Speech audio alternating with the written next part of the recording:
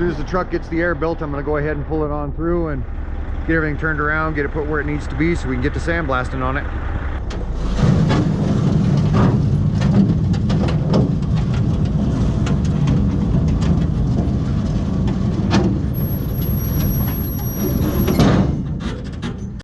All right, so I've got some selective sandblasting done. And even though it's selective, I still have hours and hours into it, the whole day, in fact, into it. This didn't need sandblasted because it's in really good shape. So there's just no reason to strip all the paint off of it. We'll just sand the paint that's on it and paint over it. That's why I selectively sandblast. We got the wheels. They all needed it. This back here, completely 100%. The sides, the top, the back, everything. Got it. This chassis didn't get it because it's in good shape. We'll just sand it. We'll remove the stickers and just sand it. It's just an extra layer of primer and paint there. I mean, nothing, not going to hurt anything. In fact, it'll help. And then the front, we got all that, blasted all up under there and got all that stuff, and the top completely. And now we're in a position to go ahead and get it pulled in the shop and get to masking on it.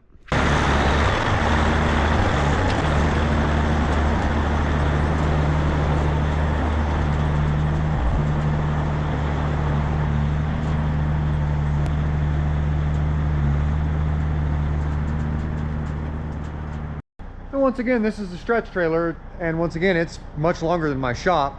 So we're just going to leave the back poked out here and finish this one up this way just like we did the last one. That's why I scheduled these for this time of year, so I could get these done before it got too cold to have paint be effective. You can't be shooting paint when it's 20 degrees outside. So I've got some nice afternoons here where it's going to be 60 degrees in the afternoon, and when you get steel warmed up, it's even warmer than that. That's going to work totally fine for this. That's the conditions in which we did the last one. So that's what we're going to do with this one, get these banged out before winter so we can get these doors closed. All right, we got all the masking done that we need to get done, as you can see. Now we're going to go ahead and get the sanders out and get this thing all sanded down and all ready to go. Let's come along. Won't be too long. We'll have this guy all sanded and some primer.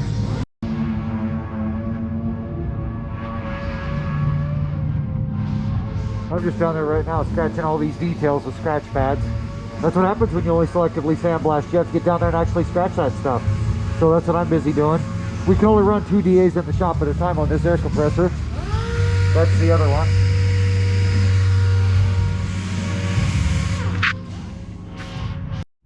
So it's the next morning. I've got everything all prepped, all ready, all blown off. And now I'm going to start the process of getting some primer on it, getting some paint on it. But with half of the project hanging outside, you can see I just have some boards, oil board on this side and some styrofoam on that side, holding the cold out. And then under here I have a couple of those wrestling mats just to try and create an additional barrier. And now I'm heating up the shop here this morning because it's cold out. It's 20-some degrees. And today is going to be one of the very last days I can actually do any spraying outside. It's supposed to be like 67 or something in the warmest part of the day. Problem is, that's the part of the trailer that's sticking out of the back of the shop is also the part that is in the shade all the time. So it does almost no good to have a 67-degree day when your bare steel is out in the shade. It only warms up to what the air temperature is. Like right now, the sun is on it, but it's first thing in the morning. It makes almost no difference. By the time the day warms up enough to make a difference, the sun is behind the shop and it's in the shade the rest of the day. So what I've done is this. I just have a big diesel-powered torpedo heater blowing a stream of heat underneath that. I'm gonna leave it like that for about a half hour or so. That way it'll heat that steel up nice. Because even in the sunny part of the day, you can see the only part that's getting any sun is about the last 3 feet. Everything else is dappled shade. And this is the only sun it's gonna see all day. So we'll get the steel warmed up to where the primer and the paint will do what it needs to do properly. And we'll get to shooting. So I got about 5 gallons of primer mixed up. I've got everything blown off, got everything set, ready to get going priming. And when you go to paint a trailer like this or something long like this, where you're going to be doing a lot of walking on plastic, the best thing you can do, especially with this thin plastic, I've got high quality plastic, but it's meant to be spread to be 16 feet wide. It's very, very thin. The mills on it are super thin. So what I do with something like this is this. I find a good sized piece of cardboard. This one was a big fat piece of cardboard. I just cut it into strips of 3. I cut it 3 ways. So I have these 3 strips, and then I just placed them down the middle so I can do all my walking on them. I can reach over and spray that. I can reach over and spray that. I do all my walking on them. Otherwise, what happens is you get those paint droplets that land on this, and they're fresh and they're really sticky. And they're numerous. And then you go walking on them, and pretty soon they build up on your feet. And then pretty soon your feet are super sticky. This is super sticky, and it's not very strong. So almost every footstep, you're ripping up plastic. Then you got holes all over in your plastic, and if you don't do something about it immediately, you have paint all over it. And if you do something about it immediately, you're interrupting your entire process. So I just put these strips of cardboard down the middle so I can walk up and down the middle without tearing up any of my plastic and just rest easy on that subject. Now, the way this is going to go down is I'm going to go ahead and prime everything in probably a really light gray. The color of the primer in this particular case with this paint doesn't matter as much, but it's what I have a lot of. So I have more white than anything, so it's going to be heavy on the white and lighter on the black, so it's going to be a light gray. I'm going to prime all this guy in light gray, and then I'm going to prime this very last because it's still cold outside. I've got the steel warmed up. That idea I had about putting that torpedo heater at the back worked well, and the steel is good and warmed up, but it's still cold outside, and I don't want to let all that in through my little holes right here. So instead, I'm going to go ahead and shoot everything up here first. That's normally the order around here anyway. I always start shooting at that end because that's my fan right behind that box. So I'm pulling air through this way. I might as well always start at this end, and today's going to be no different. I'm going to start down there, work my way this way. When I finally get down here, I'm going to open up this door and prop it open and finish up my priming, and then go ahead and get ready to start over at the front with another layer of primer, and then start over at the front with my first of my 2 layers of paint.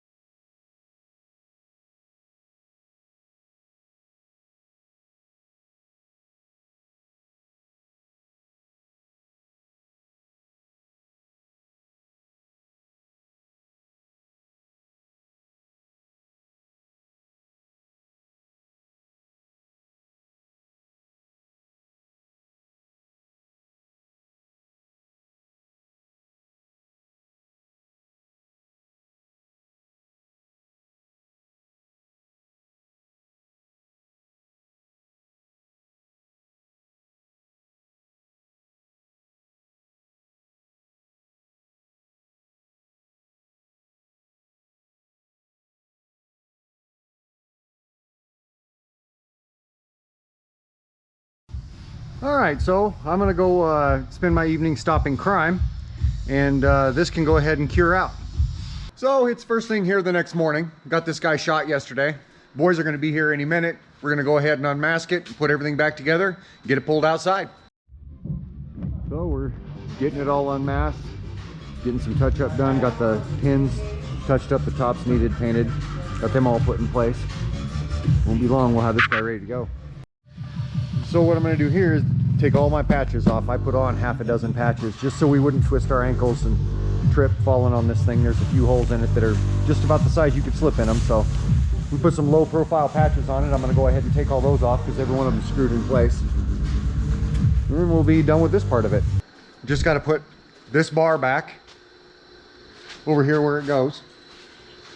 Other than that, all that's left is to hook the truck up, pull it outside, have a look at it.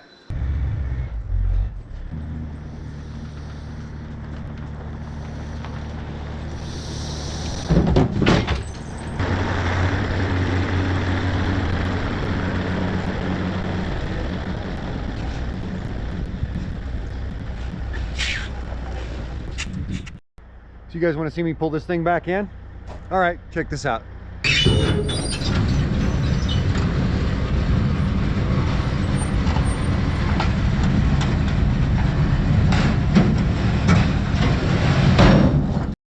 All right, she's all retracted back in. Let's go ahead and walk around it and have a look. All right, there she is, all finished up, nice and shiny. 2 good coats of primer, 2 good coats of paint. And in some spots, that's over a paint job that I didn't disturb other than to abrade it. So in some layers, it's got a lot of paint. Masking details are all there. I mean, the planking does need replaced on these heavy trailers at some point, and sometimes at multiple points. And it's due for this one. But the masking's still clean. And with your dials, you know, your lock for your trailer, and then this raises up those rollers back there. All the ID tags, everything's been replaced. We took them off and then put them back on. Everything looks good. There's the truck that we did a while back. It pulls it. Well, that about does it for this one. If you like this video, you should demonstrate that fact by hitting the like button. If you want to see more videos like this, you should go ahead and subscribe, because we're doing stuff like this and a lot of other stuff all the time. See you guys around.